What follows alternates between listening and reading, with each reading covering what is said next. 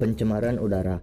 Menurut PIPI, pencemaran udara adalah masuknya salah satu atau lebih kontaminan atau polutan seperti debu, asap, bau, gas, dan uap ke atmosfer dalam jumlah tertentu dan karakteristik tertentu, serta dalam waktu tertentu pula yang dapat membahayakan kehidupan manusia, hewan, tumbuhan, dan mengganggu kenyamanan dalam kehidupan.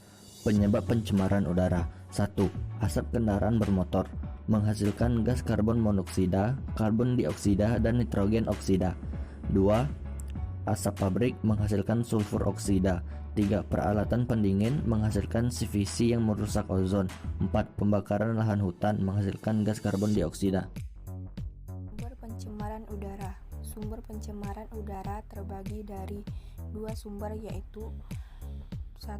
Sumber pencemaran ilmiah, misalnya akibat letusan gunung berapi, bisa juga berupa kebakaran hutan, nitrifikasi, dan denitrifikasi biologi. Yang kedua, sumber pencemaran udara dari manusia. Sumber pencemaran jenis ini misalnya dari transportasi, emisi pabrik, zat penyebab pencemaran udara yang bersumber dari kegiatan manusia. Macam-macam pencemaran udara. Terdapat dua macam pencemaran udara, yaitu 1. Pencemaran udara primer, yaitu substansi pencemar yang ditimbulkan langsung dari sumber pencemaran. Karbon monoksida adalah salah satu contoh pencemaran udara primer, karena ia merupakan hasil dari pembakaran. 2. Pencemaran udara sekunder, yaitu substansi pencemar yang terbentuk dari reaksi pencemar-pencemar primer di atmosfer. Pembentukan ozon dalam bentuk fotokimia adalah contoh pencemaran sekunder. Faktor-faktor yang dapat mempengaruhi pencemaran udara. Di sini ada 7 faktor yang dapat mempengaruhi pencemaran udara. Yang pertama adalah lalu lintas. Mengapa? Karena lalu lintas yang dimaksud di sini adalah kumpulan kendaraan-kendaraan. Nah, knalpot kendaraan itu mengeluarkan zat-zat yang berbahaya yang dapat mengotori udara kita, sehingga menjadikan pencemaran udara. Yang kedua ada pembangkit listrik.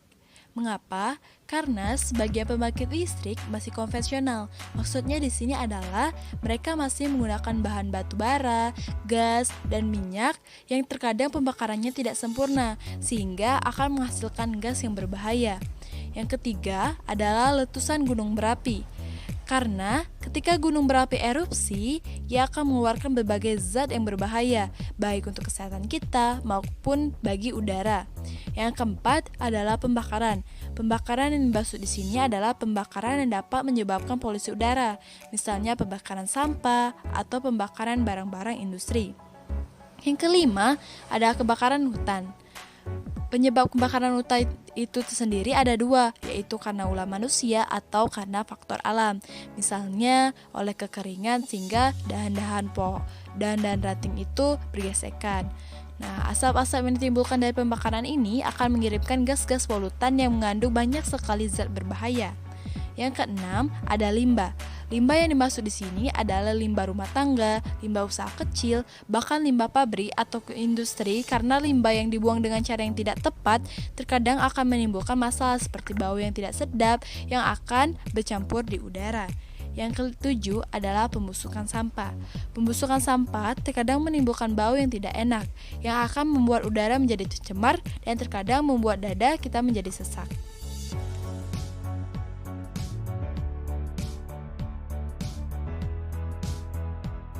Di sini ada 7 dampak pencemaran udara. Yang pertama, partikulat mater atau PM, berisiko penyakit jantung dan pernapasan, serta risiko kanker paru-paru. Yang kedua, karbon monoksida atau CO, berisiko mencegah oksigen terikat dengan hemoglobin dalam sel darah merah. Yang ketiga, nitrogen dioksida atau NO2. Jika udara memiliki kandungan hingga 200 mikrogram per meter kubik, berisiko meningkatkan gejala bronkitis pada anak yang memiliki asma. Yang keempat, sulfur dioksida atau SO2, berisiko gangguan kesehatan seperti kerusakan sistem pernapasan, penurunan fungsi paru-paru hingga iritasi mata. Yang kelima, ozon atau O3, yaitu berisiko asma, memperparah asma dan penyakit paru-paru. Yang keenam, dampak polusi terhadap ibu hamil, yaitu berisiko keguguran dan gangguan spektrum autisme dan asma. Yang ketujuh, atau yang terakhir, dampak polusi terhadap anak-anak, yaitu berisiko meningkatkan dan menimbulkan asma pada anak-anak. Cara penanggulangan pencemaran udara. 1. Gunakan mode angkutan umum. 2.